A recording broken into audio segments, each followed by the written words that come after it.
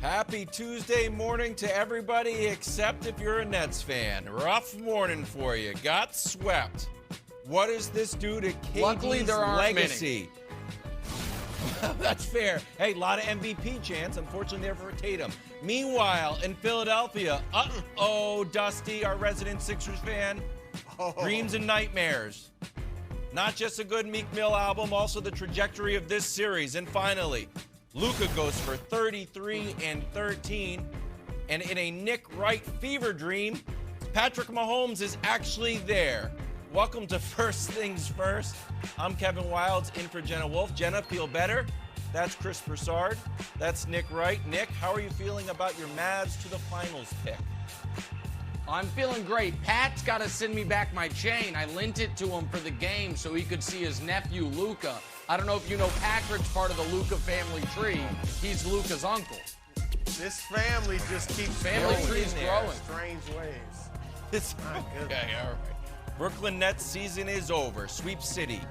Cancun flights leave out of JFK at 11. Kyrie Irving on what went wrong. Take a listen. I think it was just really heavy emotionally this season. We all felt it. I felt like I was letting the team down at a point where I wasn't able to play. We were trying to exercise every option for me to play, but I never wanted to just be about me. And I think it became a distraction at times. And, as you see, we just had some drastic changes. No regrets. I mean, it happens. No crying over spilled milk. It's about how we can progress and get better from here. I mean, we see and we've been through, a lot this year. Everybody in the organization knows what we went through. Nick, any excuse for how the Nets season ended? No, of course no excuse. But I do love those sound bites right there. I mean, the KD was great. KD, like Broussard, the no regrets tattoo right across the forearm, even though there should be plenty of massive regrets for the both of them. Also, I agree you should not cry over spilt milk. But this was not spilled milk. This would be like if you got home from work and your basement is flooded and you're like, what is that? You're like, our basement is flooded with milk? We have to renovate the entire house? Like, that might be worth crying over. I guess that's spilled milk. You got swept in round one. The only team to not win a single playoff game this year was the only team picked by 71% of GMs to win the title before the year. 7 out of 10 GMs say this team's going to win the title. Different team, actually aren't going to win a single That was playoff a game. different team. Okay, that was a James different team. Harden at that How point. about 3 weeks ago when Vegas had them as the favorites to win the East? Or how about 2 weeks ago when Broussard had them as the favorite to win the East? I think that was this team. I think that was the same team. We'll have to check the roster. That was this team. I know Yes. Blake Griffin wasn't playing much, but I do think that was the same team. And here's why it's such a disaster. Because Brew, and we can show you it right now, they lost all 4 games, and all 4 were winnable. What the Nets did in the clutch, look at this. How were they in the clutch this postseason? The worst in everything.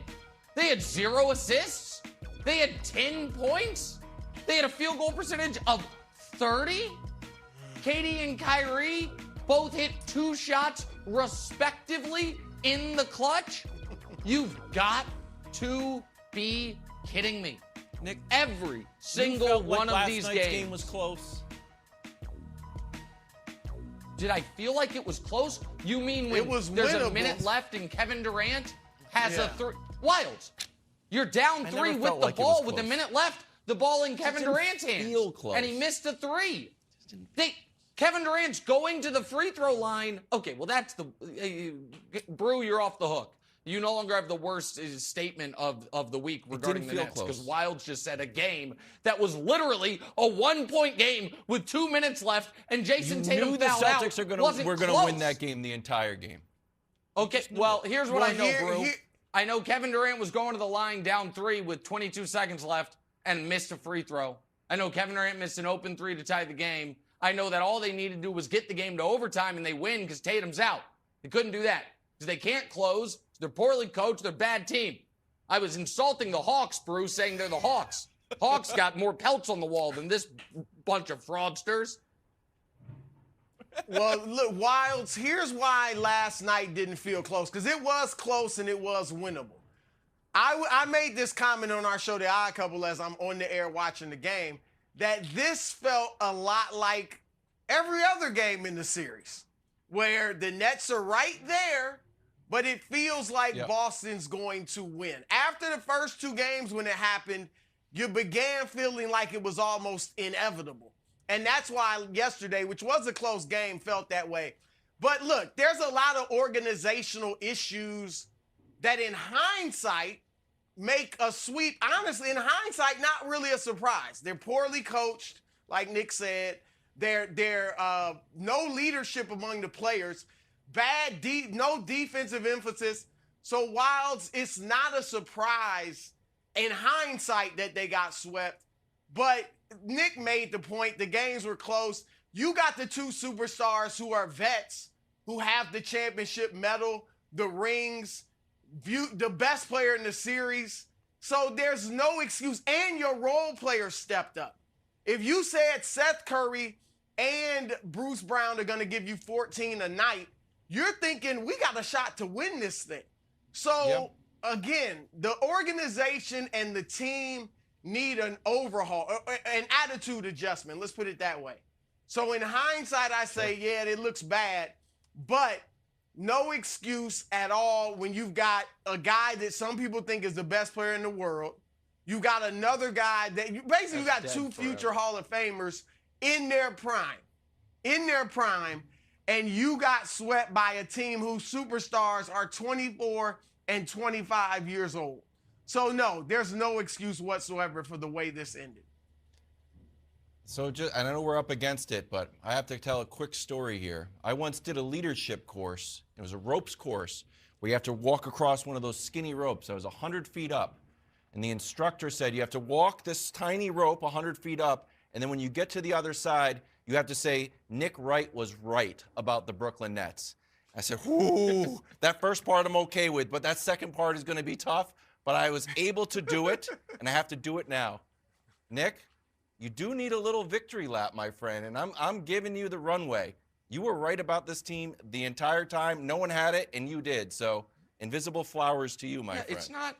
Listen, I'm not trying to be annoying here, but this was the easiest prediction ever. You are. What, bro?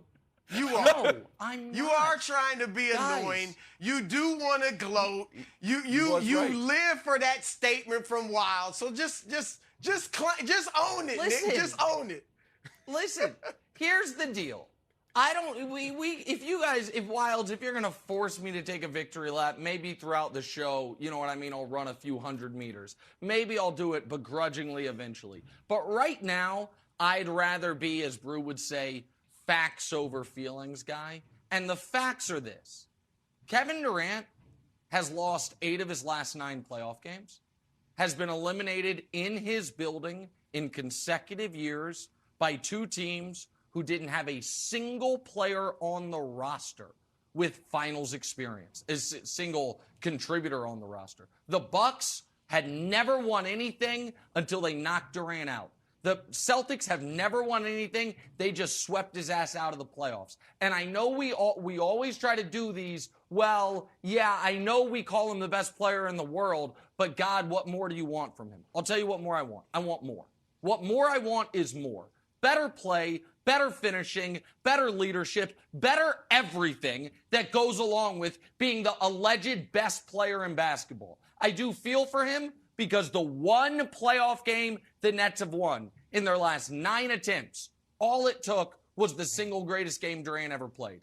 48, 17, and 10, Game 5. It's the best game he's ever played. And if you're the Brooklyn Nets, Game 5 against Milwaukee last year, it's the best game he's ever played. It's the only game they've won since going up 2-0 on the Bucks. And if you are this franchise and you think running it back and adding Ben Simmons is going to fix anything, you're out of your damn mind.